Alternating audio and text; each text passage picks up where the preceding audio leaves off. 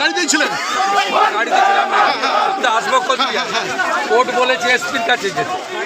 আপনি যদি গাড়িটা চেঞ্জ না করতেন তাহলে তো আপনার উপর আক্রমণ হয়ে যেত আজকে। ভাই ছবিটা দেখে নেন, ছবি দেখুন।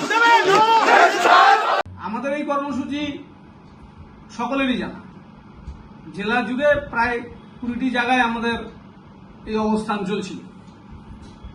খাগড়াবাড়ি অঞ্চলে শান্তিপূর্ণ অবস্থান চলছিল উত্তর বিধানসভা কেন্দ্র। সেখানে শুভেন্দু অধিকারী গাড়ি নিয়ে দাঁড়িয়ে পড়ে একটা প্রভোকেশন দেওয়া, বিরোধী পক্ষকে উত্তেজিত করা, এটা হচ্ছে তার টার্গেট।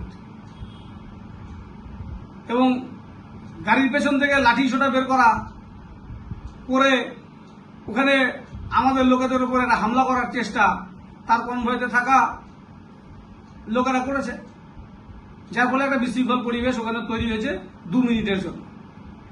সেটা পুলিশ তৎক্ষণাৎ নিয়ন্ত্রণ করে কনভয় বের করে দিয়েছে। এ সমস্ত তার ঠিক না। উনি গণতান্ত্রিকভাবে আন্দোলন করছে, বাকিদেরও গণতান্ত্রিকভাবে আন্দোলন করার অধিকার আছে।